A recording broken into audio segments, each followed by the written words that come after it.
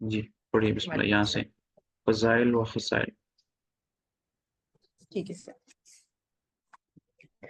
فضائل و خصائل. بسم اللہ الرحمن الرحیم. ابو نعیم نے بسند صحیح بیان کیا ہے کہ ایک روز رباح بن عبیدہ نے دیکھا کہ عمر بن عبدالعزیز نماز کے لیے جا رہے ہیں اور ان کے ساتھ ایک بوڑھا آدمی ان کے ہاتھ پر سہارا دیتے ہوئے چلا جا رہا ہے. جب نماز سے فارغ ہو کر آپ اپنے مکان سے تشریف لے آئے تو رباح نے پوچھا کہ وہ بوڑھا آدمی کون تھا جو آپ کے ہاتھ کا سہارا لیے ہوئے جا رہا تھا. عمر بن عبدالعزیز نے یہ سن کر تعجب سے کہا کہ آہا، تم نے بھی دیکھ لیا.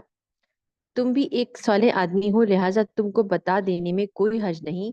وہ خضر تھے، مجھ سے امت محمدیہ کا حال پوچھنے اور عدل و انصاف کی تلقین کرنے آئے ہوئے تھے. ایک مرتبہ ایک شخص نے حضرت عمر بن عبدالعزیز کی یہاں خدمت میں پر حاضر. حضرت خضر رضی اللہ علیہ السلام کے بارے میں، تو خضر جو ہیں وہ نبی ہیں، ٹھیک ہے. تو علماء کا اس میں اختلاف ہے کہ کیا ابھی تک خضر علیہ السلام زندہ ہیں یا نہیں ہیں. تو علماء کی ایک جماعت کہتی ہے کہ ان کا انتقال ہو چکا ہے، اور ایک جماعت کہتی ہے کہ نہیں بھی ان کا انتقال نہیں ہوا ہے. لیکن واللہ عالم جو زیادہ راجح قول ہے وہ یہی ہے کہ ان کا انتقال ہو چکا ہے. جی صحیح. ایک مرتبہ ایک شخص نے حضرت عمر بن عبدالعزیز کی خدمت میں حاضر ہو کر عرض کیا کہ میں نے رات خواب میں دیکھا ہے کہ حضور صلی اللہ علیہ وآلہ وسلم تشریف رکھتے ہیں. آپ کے داہنی طرف صدیق اکبر، بائیں طرف فاروق اعظم رضی اللہ عنہ بیٹھے ہیں اور سامنے آپ عمر بن عبدالعزیز ہیں. اتنے میں دو آدمی کچھ خصومت لائے. حضور صلی اللہ علیہ وآلہ وسلم نے آپ عمر بن عبدالعزیز سے متوجہ ہو کر فرمایا ہاں، کہ اپنے دوران. خصومت کا مطلب جی، ہے جھگڑا، کیس لائے. کیس ہے. اچھا کیس. کیس لائے، ہاں، واہ، جھگڑا، معاملہ. ٹھیک ہے. حضور صلی اللہ علیہ وآلہ وسلم نے عمر بن عبدالعزیز سے متوجہ ہو کر فرمایا کہ اپنے دوران خلافت میں دونوں ابو بکر اور عمر رضی اللہ عنہما کے قدم بقدم چلنا. یہ سن کر حضرت عمر فاروق رضی اللہ عنہ نے عرض کیا کہ میں دیکھتا ہوں کہ یہ ایسا ہی کرتے ہیں. یہ خواب بیان کر کے راوی نے اس خواب پر قسم کھائی تو حضرت عمر بن عبدالعزیز رونے لگے. حکم بن عمر کہتے ہیں کہ میں ایک روز عمر بن عبدالعزیز کی خدمت میں حاضر تھا کہ دروغہ استبل حاضر ہوا اور استبل کا خرچ مانگنے لگا. آپ نے فرمایا تم تمام گھوڑوں کو شام کے شہروں میں لے جا کر جس قیمت پر ممکن ہو فروخت کر کے ان کی قیمت فی سبیل اللہ دے دو، میرے لیے میرا خچر ہی کافی ہے. ظاہری کا قول ہے کہ حضرت عمر بن عبدالعزیز نے بذریعہ خط سالم بن عبداللہ سے دریافت کیا کہ صدقات کے متعلق فاروق اعظم رضی اللہ عنہ کا طرز عمل کیا تھا. انہوں نے ان کے سوال کا جواب لکھ کر آخر میں لکھا کہ اگر تم وہی عمل کرو گے جو عمر فاروق رضی اللہ عنہ اپنے عہد خلافت میں لوگوں سے کرتے تھے تو تم اللہ تعالیٰ کی جانب میں حضرت عمر فاروق رضی اللہ عنہ سے بھی زیادہ رتبہ پاؤ گے. جب آپ خلیفہ منتخب ہو گئے اور لوگوں نے آپ کے ہاتھ پر بیعت کر لی تو آپ روئے اور کہنے لگے کہ مجھے اپنے نسبت بڑا ہی خوف ہے. حضرت حماد نے پوچھا کہ آپ یہ بتائیے کہ آپ کو درہم و دینار میں کی کتنی محبت ہے. حضرت عمر بن عبدالعزیز نے جواب دیا کہ بالکل نہیں. حماد نے کہا پھر آپ کیوں گھبراتے ہیں، اللہ تعالیٰ ضرور آپ کی مدد کرے گا. خلیفہ بن سعید بن عاص نے حضرت عمر بن عبدالعزیز سے کہا کہ آپ سے پہلے جتنے خلیفہ ہوئے وہ ہمیں انعامات دیا کرتے تھے مگر آپ نے خلیفہ ہو کر سب روک دیے. میرے پاس کچھ جاگیر بھی ہے، اگر آپ حکم دیں تو میں اس میں سے اس قدر لے لیا کروں کہ میرے عیال کو کافی ہو. آپ نے فرمایا کہ جو کچھ تم مشقت سے حاصل کرو وہ تمہارا مال ہے. پھر فرمایا کہ موت کو اکثر یاد کیا کرو کیونکہ اگر تم تکلیف میں ہوگے تو عیش پاؤ گے اور عیش میں ہوگے تو اس میں کچھ کمی نہ ہوگی. سبحان اللہ. بعض اعمال نے آپ کو لکھا ہے کہ ہمارے شہر میں قلعوں اور راستوں کی مرمت کرنی چاہیے، لہٰذا امیر المومنین ہمیں کچھ مال عطا فرمائیے، ہم آبادی و مرمت کی کوشش کریں. آپ نے جواب میں لکھا کہ اس خط کے پڑھتے ہی تم اس شہر میں عدل قائم کر کے قلعے بنا لو اور ان کے راستوں کو ظلم سے دور کر کے واپس کرو، بس مرمت ہے. ابراہیم سکونی کا قول ہے کہ حضرت عمر بن عبدالعزیز فرمایا کرتے تھے کہ جب سے مجھے یہ معلوم ہوا ہے کہ جھوٹ بولنا عیب ہے، میں نے کبھی جھوٹ نہیں بولا۔ وہاب بن منبع کہتے ہیں کہ اگر اس امت میں کوئی مہدی ہاں یہ لفظ ہے کسی وہب، وہب بن منبہ، وہب بن منبہ۔ منبے، اوکے، منبے ہے یہ، اچھا۔ وہاب بن منبع کہتے ہیں کہ اگر اس امت میں کوئی مہدی ہونے والا ہے تو وہ عمر بن عبدالعزیز ہیں۔ محمد بن فصالہ کہتے ہیں کہ عبداللہ بن عمر بن عبدالعزیز ایک راہب کے پاس سے گزرے جو ایک جزیرہ میں رہتا تھا۔ وہ راہب ان کو دیکھ کر ان کے پاس چلا آیا، حالانکہ وہ کبھی کسی کے پاس نہیں آیا تھا، اور ان سے کہنے لگا کہ تم کو معلوم ہے کہ میں تمہارے پاس کیوں چلا آیا؟ انہوں نے کہا کہ نہیں۔ راہب نے کہا کہ محض اس لیے کہ تم ایک امام عادل کے بیٹے ہو۔ یعنی امام عادل کن کو کہیں گے؟ ان کے عمر بن عبدالعزیز ہے نا؟ جی نہیں، اس ان کے والد کون ہوں گے؟ عبداللہ بن عمر، یہ جو ہاں، واقعہ ہے وہ عبداللہ کے ساتھ ہوا ہے، اور عبداللہ عمر بن عبدالعزیز کے بیٹے ہیں۔ اچھا، ٹھیک ٹھیک ٹھیک، صحیح صحیح، ٹھیک ٹھیک۔ مالک بن دینار کہتے ہیں کہ جب عمر بن عبدالعزیز خلیفہ ہوئے تو چرواہے تعجب سے دریافت کرنے لگے کہ یہ کون شخص خلیفہ ہوا ہے کہ بھیڑیے ہماری بکریوں کو اب کچھ نقصان نہیں پہنچاتے۔ موسیٰ بن آیون کہتے ہیں کہ ہم کرمان میں بکریاں چرایا کرتے تھے، بھیڑیے ہماری بکریوں کے ساتھ چلتے پھرتے رہتے تھے اور بکریوں کو نقصان نہ پہنچاتے تھے۔ ایک روز ایسا ہوا کہ بھیڑیا ایک بکری کو اٹھا کر لے گیا۔ میں نے اسی روز کہہ دیا کہ آج خلیفہ صالح یقیناً فوت ہو گیا۔ چنانچہ جب تحقیق کیا گیا تو معلوم ہوا کہ اسی روز حضرت عمر بن عبدالعزیز نے انتقال فرمایا۔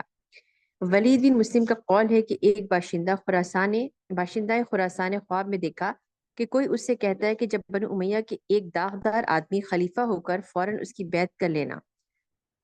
چنانچہ وہ ہر ایک خلیفہ کا حلیہ دریافت کرتا رہا۔ جب حضرت عمر بن عبدالعزیز خلیفہ ہوئے تو اس نے متواتر 3 راتیں خواب میں دیکھا کہ وہی شخص کہتا ہے کہ جا اب بیعت کر لے۔ اس پر وہ خراسان سے روانہ ہوا اور عمر بن عبدالعزیز کے ہاتھ پر بیعت کی۔ حبیب بن ہند السلمہ کہتے یہاں ہیں پر ایک یہاں جی پر ایک لفظ گزرا ہے بنو امیہ کا ایک داغدار آدمی، تو جی ان کے چہرے پر داغ تھا، کیونکہ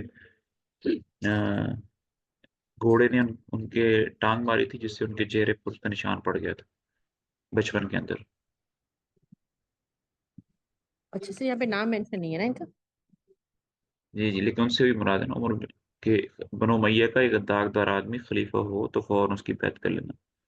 تو عمر بن عبدالعزیز اچھا جب چھوٹے تھے تو ایک گھوڑے نے ان کے ٹانگ ماری تھی ان کے چہرے پر، جس سے ان کے وہ نشان پڑ گیا تھا چہرے پر۔ اچھا، ان کو میں اچھا انہی کو کہا گیا، ٹھیک ٹھیک ٹھیک، انہی کو کہا گیا، صحیح صحیح، ٹھیک ہو گیا، صحیح سے ٹھیک۔ اچھا، حبیب بن ہند السلمہ کہتے ہیں کہ مجھ سے سعید بن مسیب نے فرمایا کہ خلفاء 3 ہیں، ابو بکر، عمر رضی اللہ عنہما، عمر بن عبدالعزیز۔ میں نے پوچھا کہ اول الذکر دونوں بزرگوں کو تو ہم جانتے ہیں، یہ تیسرے کون ہیں؟ انہوں نے فرمایا اگر تم زندہ رہے تو تم معلوم ہی کر لو گے، اور اگر مر گئے تو وہ تمہارے بعد ہوں گے۔ ابن مسیب کا انتقال حضرت عمر بن عبدالعزیز کی خلافت سے پہلے ہو چکا تھا۔ مالک بن دینار کا قول ہے کہ لوگ کہا کرتے تھے کہ اگر کوئی شخص زاہد ہو سکتا ہے تو وہ عمر بن عبدالعزیز ہے۔ دنیا ان کے پاس آئی اور انہوں نے اس کو چھوڑ دیا۔ یونس بن ابی بشیب کہتے ہیں کہ میں نے عمر بن عبدالعزیز کو خلافت سے پہلے دیکھا، ان کے پاجامے کا نیفہ فرہبی کے سبب ان کی پیٹھ میں گھسا ہوا تھا، لیکن خلیفہ ہونے کے بعد وہ اس قدر لاغر ہاں ہو گئے تھے کہ ان کی جی مطلب موٹے فرا موٹے تھے، فراوی اچھا ہاں، صحت مند تھے، صحت فراوی مند ہونے کے فراوی کہیں گے، جی موٹے نا، جی جی جی فربے ہونا جس کو کہتے ہیں، فربے ہونا، جی جی فروہی، فربہ، جی ہاں جی۔ جی، صحیح رائٹ۔ نیفا فربہی کے سبب ان کی پیٹھ میں گھسا ہوا تھا، لیکن خلیفہ ہونے کے بعد وہ اس قدر لاغر ہو گئے تھے کہ ان کی ایک ایک ہڈی گنی جا سکتی تھی۔ عمر بن عبدالعزیز کے صاحبزادے کہتے ہیں کہ مجھ سے ابو جعفر منصور نے پوچھا کہ جب انہوں نے انتقال کیا تو کیا آمدنی تھی؟ میں نے کہا کہ 400 دینار، اور اگر کچھ دنوں اور زندہ رہتے تو اور بھی کم ہو جاتی۔ مسلمہ بن عبد الملک کا قول ہے کہ میں عمر بن عبدالعزیز کی عیادت کے لیے گیا تو دیکھا کہ ایک میلا کرتا پہنے ہوئے ہیں۔ میں نے اپنی بہن یعنی ان کی بیوی سے کہا کہ تم ان کا کرتا دھو کیوں نہیں دیتی؟ انہوں نے کہا کہ ان کے پاس دوسرا کرتا نہیں ہے، اس کو اتار کر اسے پہن لے۔ عمر بن عبدالعزیز کے غلام ابو امیہ کہتے ہیں کہ میں نے ایک روز اپنے آقا کی حرم محترم کی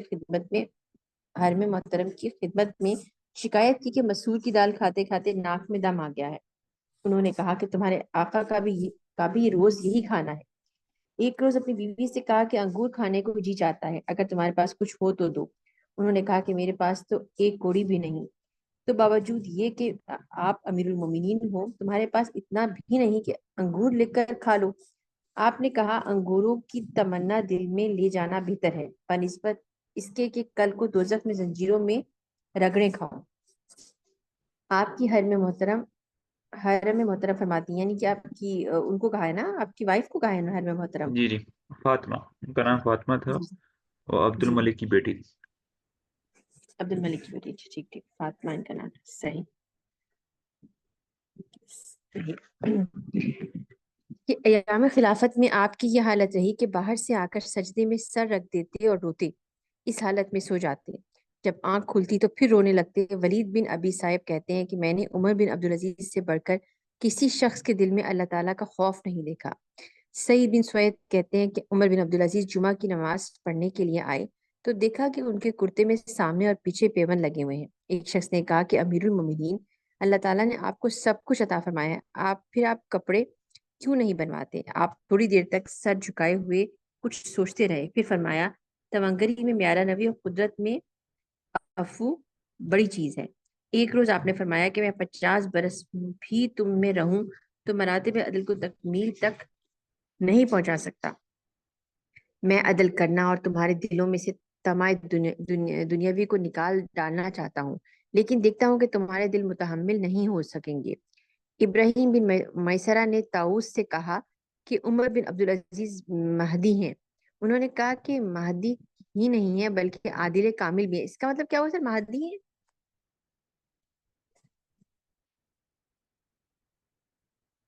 مہدی سے مراد جو ہے نا وہ ویسے تو ہر شخص کو سے مراد لی جاتی ہے جو کہ عدل اور انصاف دنیا میں اگر قائم کر دیتے، لیکن مہدی جو ہے وہ حضرت عیسیٰ علیہ السلام کے زمانے میں آئیں گے آخر میں، جب ظلم بہت زیادہ ہو جائے گا تو واقعی انصاف پر سے اس کو بھر دیں گے دنیا کو، وہ مراد ہیں اس سے۔ اچھا، یعنی حضرت امام مہدی جن کے بارے میں بہت وہ ہاں کہتے ہیں ہاں، کہ مطلب جی جی۔ صحیح سے انہیں سے زیادہ ہے نا، اچھے سے ہم، ٹھیک، مہدی ہے۔ انہوں نے کہا کہ صرف مہدی ہی نہیں ہے، مہدی ہی نہیں ہے، اس لیے نا مہدی لکھا ہوا ہے، اس پہ زبر آیا ہوا ہے، تو مہدی ہی پڑھیں گے اس کو؟ جی صحیح لفظ ہے مہدی۔ اچھا، مہدی، ٹھیک ہے۔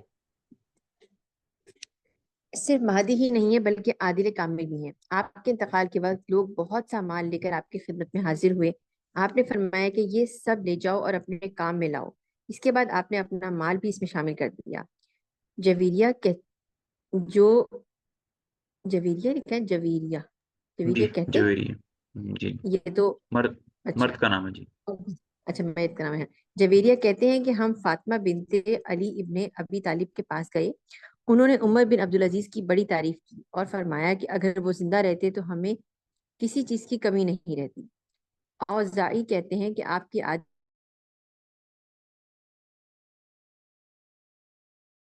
تک اس سے قید رکھتے تھے تاکہ غصہ اور جلدی میں اس کو سزا نہ دی جائے۔ آپ نے فرمایا کہ جب میں نے نفس کو اس کی خواہش کے مطابق کچھ دیا تو اس نے اس سے افضل چیز کی خواہش کی۔ اللہ اکبر کبیرہ۔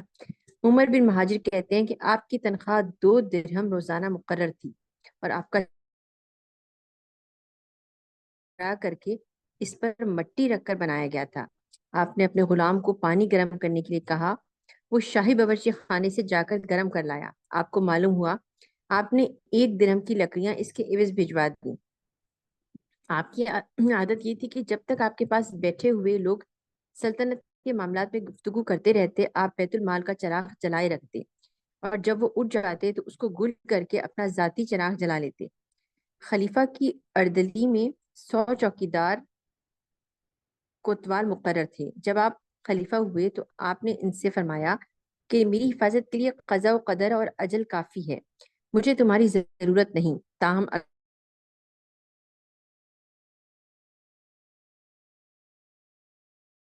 نہ رہنا چاہے تو اپنے اہل و عیال میں چلا جائے۔ عمر بن مہاجر کہتے ہیں کہ آپ کا جی انار کھانے کو چاہا۔ آپ کے ایک عزیز نے انار بھیج دیے۔ آپ نے اس کی بہت تعریف کی اور اپنے غلام سے فرمایا کہ جس شخص نے یہ بھیجا ہے اس سے میرا سلام کہنا اور یہ انار واپس کر کے کہہ دینا کہ تمہارا یہ ہدیہ کہا کہ امیر المومنین یہ تو آپ کے قریبی عزیز نے بھیجا ہے، اس کے رکھ لینے میں کوئی مذائقہ ہے، میں کیا مذائقہ ہے؟ آخر رسول اللہ صلی اللہ علیہ وآلہ وسلم بھی تو ہدیہ قبول فرما لیتے تھے۔ آپ نے فرمایا رسول اللہ صلی اللہ علیہ وآلہ وسلم کے لیے ہدیہ تھا مگر ہمارے لیے رشوت ہے۔ آپ نے سوائے ایک شخص کے جس نے حضرت امیر معاویہ رضی اللہ عنہ کی گستاخی کی تھی کسی شخص کے درے نہیں لگوائے۔ جب آپ نے اپنے عیال کے نفقے میں تخفیف کی تو انہوں نے آپ سے شکایت کی۔ آپ نے فرمایا کہ میرے مال میں اس قدر وسعت نہیں ہے کہ تمہارا سابقہ نفقہ جاری رکھوں، باقی رہا بیت المال سو اس میں تمہارا بھی اتنا ہی حق ہے جتنا اور مسلمانوں کا۔ یحییٰ غسانی کہتے ہیں کہ جب مجھے حضرت عمر بن عبدالعزیز نے موصل کا حاکم بنایا تو میں نے دیکھا کہ وہاں چوری کی وارداتیں بہت ہوتی ہیں۔ میں نے آپ کو اس کیفیت سے اطلاع دے کر دریافت کیا کہ ایسے مقدموں میں شہادت پر فیصلہ کروں یا محض اپنی رائے اور وجدان پر۔ آپ نے حکم دیا کہ ہر مقدمے میں شہادت کا لینا ضروری ہے۔ اگر حق نے ان کی اصلاح نہ کی تو اللہ تعالیٰ ان کی کبھی اصلاح نہ کرے گا۔ میں نے آپ کے حکم کی تعمیل کی اور موصل سب سے زیادہ صاف مقام ہو گیا۔ رجا بن حیات کہتے ہیں کہ ایک روز حضرت عمر بن عبدالعزیز کے پاس بیٹھا ہوا تھا کہ چراغ گل ہو گیا، وہیں آپ کا غلام سو رہا تھا۔ آپ نے چاہا کہ اسے جگا دو، آپ نے منع فرمایا۔ میں نے چاہا کہ اسے جگا دوں، آپ نے منع فرمایا۔ پھر میں نے چاہا کہ میں خود اٹھ کر چراغ جلا دوں، آپ نے فرمایا مہمان کو تکلیف دینا خلاف مروت ہے۔ آپ خود اٹھے اور تیل کا کوزہ اٹھا کر چراغ میں ڈالا اور اس کو جلا کر اپنی جگہ آ بیٹھے اور فرمایا کہ میں اب بھی وہی عمر بن عبدالعزیز ہوں جو پہلے تھا، یعنی چراغ جلانے سے پہلے میرے مرتبے میں کوئی نقصان نہیں پہنچا۔ عطا کہتے ہیں کہ عمر بن عبدالعزیز رات کے وقت فقہا کو جمع فرماتے اور موت و قیامت کا ذکر کر کے اس قدر روتے کہ گویا ان کے سامنے کوئی جنازہ رکھا ہوا ہے۔ عبداللہ بن غبرا کہتے ہیں کہ ایک روز آپ نے خطبے میں فرمایا کہ لوگوں اپنی پوشیدہ باتوں میں اصلاح کرو، ظاہری باتوں میں خود اصلاح ہو جائے گی۔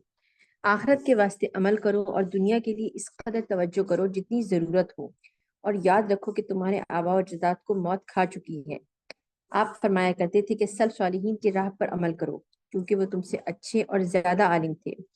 جب آپ کے صاحبزادے عبد الملک نے انتقال کیا تو آپ ان کی تعریف کرنے لگے۔ مسلمان نے کہا کہ کیوں ان کی آپ تعریف کرتے ہیں؟ آپ نے فرمایا دیکھنا یہ ہے کہ وہ مرحوم میری ہی نظروں میں قابل تعریف تھا یا اور بھی اسے قابل تعریف سمجھتے ہیں، کیونکہ باپ کی نظروں میں بیٹا ہمیشہ قابل تعریف ہوتا ہے، اس لیے اس کے اندازے کا اعتبار نہیں۔ اسامہ بن زید رضی اللہ عنہ کی صاحبزادی آپ کے پاس آئیں، آپ نے ان کا استقبال کیا اور ان کے سامنے مؤدب بیٹھ گئے۔ انہوں نے جو کچھ طلب کیا ان کو عطا فرمایا۔ ایک مرتبہ آپ کے قریبی رشتہ داروں نے کہا کہ ہم مزہ اور خوش طبعی کے ذریعے امیر المومنین کو اپنی طرف متوجہ کر لیں گے۔ چنانچہ کئی شخص جمع ہو کر آپ کے پاس پہنچے۔ ایک شخص نے خوش طبعی کے راز سے کوئی بات کہی، دونوں نے اس کی تائید کی۔ حضرت عمر بن عبدالعزیز نے کہا کہ تم لوگ ایک نہایت ذلیل بات پر جمع ہوئے ہو جس کا انجام دشمنی ہے۔ بہتر یہ ہے کہ قرآن مجید پڑھو، اس کے بعد حدیث شریف دیکھو اور معنی و حدیث پر تدبر کرو۔ یحییٰ غسانی کہتے ہیں کہ آپ نے خلیفہ سلیمان بن عبد الملک کو ایک خارجی کے قتل سے منع فرمایا اور رائے دی کہ اس کو اس وقت تک قید رکھیے جب تک یہ توبہ کرے۔ سلیمان نے اس خارجی کو بلایا اور کہا کہ بولو اب کیا کہتے ہو؟ اس نے کہا اے فاسق ابن فاسق، پوچھ کیا پوچھتا ہے؟ سلیمان نے کہا کہ عمر بن عبدالعزیز کی رائے سے مجبور ہوں۔ پھر ان کو بلایا اور کہا دیکھو یہ کہتا ہے کہ خارجی نے پھر انہی الفاظ کا اعادہ کیا۔ سلیمان نے کہا بتاؤ اب اس کے لیے کیا کہتے ہو؟ حضرت عمر بن عبدالعزیز نے کسی قدر سکوت کے بعد کہا کہ امیر المومنین، جس طرح اس نے آپ کو گالی دی ہے آپ بھی اسے گالی دے دیجئے۔ خلیفہ سلیمان نے کہا کہ نہیں، یہ مناسب نہیں، چنانچہ حکم دیا ہے کہ اس کو قتل کر دیا جائے۔ وہ قتل کر دیا گیا۔ آپ وہاں سے نکلے تو راستے میں آپ کو خالد کو اتبار ملا اور کہنے لگا آپ نے عجیب رائے دی، امیر المومنین بھی اس کو ویسی ہی گالی دے دیں جیسی اس نے دی ہے۔ میں تو ڈر گیا تھا کہ کہیں امیر المومنین آپ کی گردن اڑانے کا حکم نہ دے دیں۔ حضرت عمر بن عبدالعزیز نے پوچھا اگر میری گردن اڑانے کا حکم ملتا تو تم میری گردن اڑا دیتے؟ خالد نے کہا کہ میں ضرور آپ کو قتل کر دیتا۔ جب حضرت عمر بن عبدالعزیز کو خلافت ملی تو خالد حسب معمول اپنے مرتبے پر آ کر ان کے سامنے کھڑا ہوا۔ آپ نے خالد کو حکم دیا کہ یہ تلوار رکھ دو اور اپنے آپ کو معزول سمجھو۔ پھر مرو بن مہاجر انصاری کو بلایا اور کوتوال مقرر کر کے کہا کہ میں نے اس کو اکثر قرآن مجید پڑھتے ہوئے دیکھا اور اس کو ایسی جگہ پڑھتے ہوئے دیکھا جہاں کوئی اس کو نہ دیکھ سکتا تھا۔ حضرت عمر بن عبدالعزیز فرمایا کرتے تھے کہ جو شخص غصہ، نزع اور طمع سے دور رہا وہ فلاح پا گیا۔ کسی نے حضرت عمر بن عبدالعزیز سے کہا کہ اگر آپ اپنے لیے کوئی ناقہ مقرر کر لیں اور کھانے پینے میں احتیاط رکھیں تو بہت اچھا ہے۔ ناقہ کسے کہتے ہیں؟ اونٹنی کو کہتے ہیں، ناکا اونٹنی کو۔ اچھا اوکے اوکے، صحیح۔ اور کھانے پینے میں احتیاط رکھیے تو بہت اچھا ہے۔ آپ نے فرمایا الہی اگر میں قیامت کے سوا کسی اور چیز سے ڈرتا ہوں تو مجھے اس سے امن میں نہ رکھنا۔ ایک مرتبہ آپ نے فرمایا کہ لوگوں اللہ سے ڈرو اور طلب رزق میں مارے مارے نہ پھرو۔ رزق مقسوم اگر پہاڑ یا زمین کے نیچے بھی دبا ہوا ہوگا تو پہنچ کر رہے گا۔ سبحان اللہ۔ اثر کہتے ہیں کہ میں نے آپ کو خطبہ پڑھتے ہوئے دیکھا، آپ کے قمیض میں پیبند لگے ہوئے تھے۔ ایک مرتبہ آپ نے عمر بن قیس سکونی کو لشکر صائفہ کا سپہ سالار بنا کر روانہ کیا اور رخصت کرتے ہوئے فرمایا کہ وہاں کے نیک لوگوں کی بات سننا اور بدوں سے درگزر کرنا، جاتے ہی ان کا قتل نہ شروع کر دینا، آخر میں بدنامی نہ اٹھانا، متوسط حالت اختیار کرنا کہ وہ تمہارا مرتبہ بھول نہ جائیں اور تمہاری بات سننے کی تمنا کرتے رہیں۔ جرح بن عبداللہ عامل خراسان نے آپ کو لکھا ہے کہ اہل خراسان بہت ناہموار لوگ ہیں، یہ بغیر تلوار کے سیدھے نہ ہوں گے۔ آپ نے جواب لکھا کہ تم یہ جھوٹ کہتے ہو، اہل خراسان بغیر تلوار کے اصلاح پر نہ آئیں گے۔ عدل اور حق رسانی وہ چیزیں ہیں کہ خود درست ہو جائیں گی، بس ان میں انہی دو چیزوں کی اشاعت کرو۔ صالح بن جبیر کہتے ہیں کہ کبھی ایسا اتفاق ہوتا کہ میں کوئی بات امیر المومنین سے کہتا اور وہ مجھ سے ناراض ہو جاتے۔ ایک مرتبہ ان کے سامنے ذکر ہوا کہ ایک کتاب میں لکھا ہے کہ بادشاہ کی ناراضگی سے ڈرنا چاہیے اور جب بادشاہ کا غصہ اتر جائے تب اس کے سامنے جانا چاہیے۔ آپ نے یہ سن کر فرمایا کہ صالح، میں تمہیں اجازت دیتا ہوں کہ تم میرے سامنے اس کی پابندی نہ کرنا۔ زابی کہتے ہیں کہ میلان نے حضرت عمر بن عبدالعزیز کے عہد خلافت میں قدر کا انکار کیا۔ آپ نے اس کو بلا کر توبہ کرنے کا حکم دیا۔